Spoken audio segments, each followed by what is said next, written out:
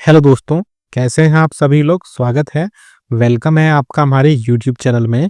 कर्मचारियों, पेंशनर्स और family pensioners के लिए मैं कई सारी बड़ी इन्फॉर्मेशन या बड़ी खबरें लेकर आया हूँ, जिनको जानना आप सभी के लिए बहुत ही ज़्यादा इम्पोर्टेंट हो जाता है। पहली बड़ी खबर आ रही है, एनसीजेसीएम की बैठक समाप्त हुई। जी हाँ दोस्तों, 8वें वेतन आयोग में फिटमेंट फैक्टर से रिलेटेड बड़ी इन्फॉर्मेशन मैं आपको देने वाला हूँ कि क्या फिटमेंट फैक्टर हो सकता है। साथ ही साथ फिटमेंट फैक्टर क्या एक समान होगा सभी ग्रेड पे के लिए, सभी पे लेवल के लिए, उस पर भी हम यहाँ पर बात करने वाले हैं। साथ ही साथ दूसरी जो बड़ी खबर होगी, पेंशनर्स, कर्मचारियों और फैमिली पेंशनर्स के लिए उनकी सैलरी, पेंशन और फैमिली पेंशन में 20% की बढ़ोतरी हो चुकी है। मिनिस्ट्री ऑफ फाइनेंस की तरफ से उसमें मुहर भी लग चुकी है। उस पर हम बात करेंगे किन कर्मचारियों, पेंशनर्स के लिए ये लागू की गई है। साथ ही साथ इसके अलावा और भी कई सारी मैं खबरें इसमें देने वाला हूँ।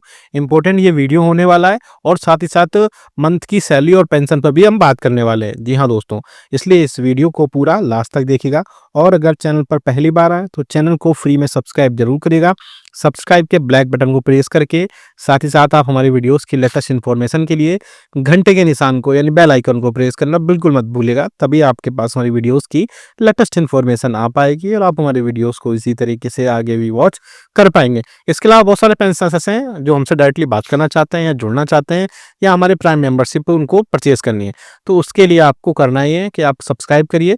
सब्सक्राइब करने के बाद में आपको ज्वाइन बटन पर क्लिक करना है और ज्वाइन बटन पर क्लिक करने के बाद आप वहां से 29 रुपए का मात्र पेमेंट करिए, मात्र 29 रुपए का पेमेंट करिए और वहां से आप हमारे 1 मंथ के प्राइम मेंबरशिप आपके पास पहुंच जाएगी और आप हमारे वहां से डायरेक्टली जुड़ पाएंगे और आपकी जो भी समस्या होगी, जो भी प्रॉब्लम होगी, वो विदिन 15 मिनट के अंदर वहां से सॉल्व कर दी जाएगी। आप हमें कमेंट बॉक्स में कमेंट लिखेंगे और नेक्स्ट आपके जैसे ही कमेंट लिखेंगे तो विदिन 15 मिनट के अंदर सारी समस्या आपको वहां पर सॉल्व कर दी जाएंगी। इसे आप हमें से, क्योंकि बहुत सारे पेंशनर्स पूछ रहे थे कि एक्चुअली हमें जुड़ना कैसे है। जी हाँ दोस्तों, पहली जो बड़ी खबर आ रही है, 8वें वेतन आयोग में फिटमेंट फैक्टर होगा एक समान, एनसीजेसीएम की बैठक हुई समाप्त। जी हाँ दोस्तों, केंद्र सरकार के कर्मचारियों के लिए वेतन संशोधन यानी वेतन पे रिवीजन फिटमेंट फैक्टर को लेकर एक बड़ी खबर सामने आ रही है। दोस्तों, सूत्रों की माने तो National Council of Joint Consultative Machinery NCJCM ने आयोग के सामने एक फिटमेंट फैक्टर को यूनिफॉर्म फिटमेंट फैक्टर रखने की बात की है। जी हाँ दोस्तों, यूनिफॉर्म फिटमेंट फैक्टर से मतलब यह है कि सभी पैक जितने भी ग्रेड पे या पे लेवल्स होंगे उन सब में से सभी की जो सैलरी और पेंशन होगा वो सबको सेम रखा जाए, क्योंकि एनसीजेसीएम के स्टाफ साइट के सचिव मिस्टर शिव गोपाल मिश्र ने कहा कि सभी वेतन बैंड यानी पे बैंड्स के लिए समान फिटमेंट फैक्टर चाहते हैं, चाहे वह पे बैंड 1 हो या पे बैंड 4 हो। उन्होंने कहा कि इससे केंद्र सरकार के सभी कर्मचारियों को समान अधिक लाभ मिलेगा और न्यूनतम तथा अधिकतम वेतन के बीच पेंशन का और पेंशन के बीच का अंतर जो है वो काफी कम हो जाएगा। क्या है फिटमेंट फैक्टर की और क्या है इसमें इसमें मांग क्या है? फिटमेंट फैक्टर वो मल्टीप्लायर होता है, गुणांक होता है जिसके आधार पर वेतन वृद्धि या सैलरी पेंशन में बढ़ोतरी की जाती है।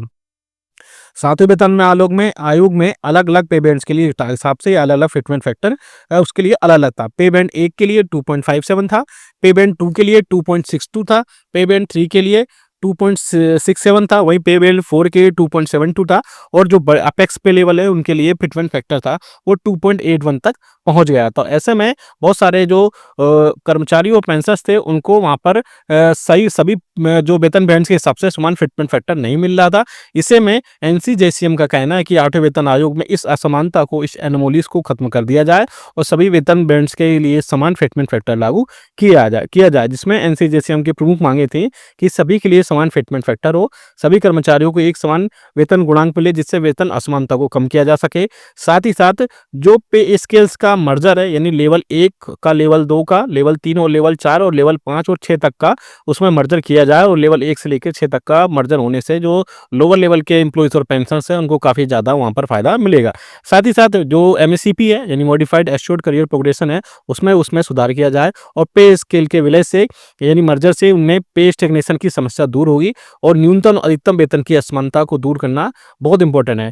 साथ ही साथ न्यूनतम और अधिकतम वेतन में असमानता कम करने की सिफारिश की थी, लेकिन यह अंतर आखिर में बढ़ता गया। जब 4th पे कमीशन आया तो उनमें ये सारी चीज़ें कम हुई थी, लेकिन उसके बाद में ये सारी चीज़ें कम की गई और बाद में वहाँ सर सारी चीज़ें वहाँ पर फिर से बढ़ती गईं। इसमें सरकार का क्या रुक गया, सरकार ने 8वें वेतन आयोग के गठन को मंजूरी दे दी है। इसमें 1 चेयरमैन और 2 सदस्य हो सकते हैं। यह आयोग अपनी रिपोर्ट तैयार करने से पहले कर्मचारी संगठनों से चर्चा करेगा। साथ ही साथ एनसीजेसीएम के अनुसार 7वें वेतन आयोग में रैशनलाइजेशन इंडेक्स लागू न किया गया तो फिटमेंट फैक्टर 3 से लेकर 3.68 के बीच होता हुआ दिखाई दे रहा है। अब सबकी नज़रें 8वें वेतन आयोग के हिसाब से सिफारिशों और सरकार के अगले कदम पर होंगी। साथ ही साथ आप हमें कमेंट करके बताइए कि क्या आपके हिसाब से क्या फिटमेंट फैक्टर होना चाहिए, या फिर क्या 8वें वेतन आयोग में कर्मचारियों को कितना लाभ मिलेगा या कितना प्रतिशत तक लाभ मिल सकता है। ये सब चीज़ें आप हमें कमेंट बॉक्स में कमेंट करके बताइएगा और आपके हिसाब से हमें बताएगा कि इन सब चीज़ों में कितने प्रतिशत तक की बढ़ोतरी देखने को मिल सकती है। अब बात करते हैं दूसरी, जो कि निकल कर आ रही है, 20% अतिरिक्त पेंशन का आदेश जारी हुआ। होली से पहले अतिरिक्त मिलेगी पेंशन आपको। जी हाँ दोस्तों, खबर निकल कर आ रही है मध्य प्रदेश सरकार की तरफ से, जहां आपने पेंशनरों को होली से पहले अतिरिक्त पेंशन की बड़ी सौगात दी है। इसमें वरिष्ठ नागरिकों को राहत मिलेगी। इस संबंध में वित्त विभाग ने आदेश भी जारी कर दिया गया है। अतिरिक्त पेंशन में वित्त विभाग का स्पष्ट आदेश। जी हाँ दोस्तों, राज्य सरकार ने पेंशन पात्रता को लेकर कोई नया बदलाव नहीं किया है, लेकिन पहले से लागू नियमों को स्पष्ट किया है। आदेश के अनुसार अतिरिक्त पेंशन की पात्रता पेंशनर की निर्धारित आयु पूरी होने के अगले महीने से लागू होगी। यदि हम एक एग्जाम्पल लेते हैं, यदि किसी पेंशन की डेट ऑफ बर्थ 1 अगस्त 1944 या 20 अगस्त 1944 है, तो 20% अतिरिक्त पेंशन की पात्रता 1 सितंबर 2024 से मिलेगी। इसी तरह आगे भी आयु के अनुसार इनकी अतिरिक्त पेंशन की गणना इसी नियम के तहत होने वाली है।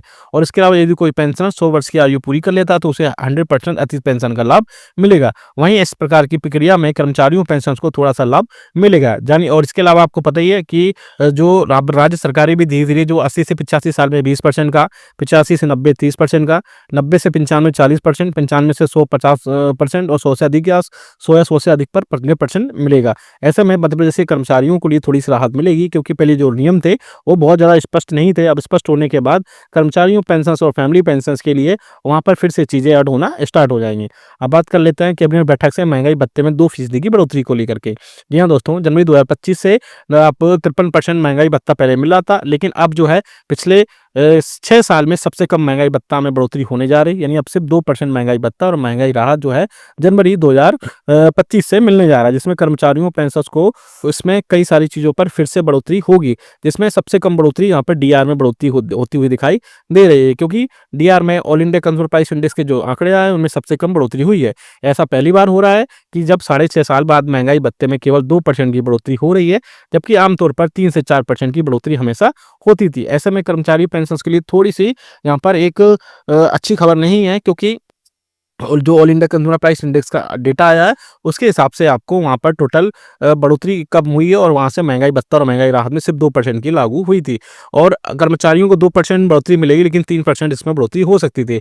लेकिन जो थोड़ा सा दशमलव के बाद का अंक उसमें नहीं जोड़ा जाता, इसलिए आपको सिर्फ वहाँ पर सबसे कम 2% की बढ़ोतरी देखने को मिल रही है। ऐसे में अधिकतर समय में महंगाई भत्ता जो होता था या महंगाई राहत होता था उसमें 3 से 4% की बढ़ोतरी होती थी, लेकिन इस बार सिर्फ 2% की वृद्धि से केंद्रीय कर्मचारियों और पेंशन के लिए थोड़ी सी चिंता का विषय हो सकता है।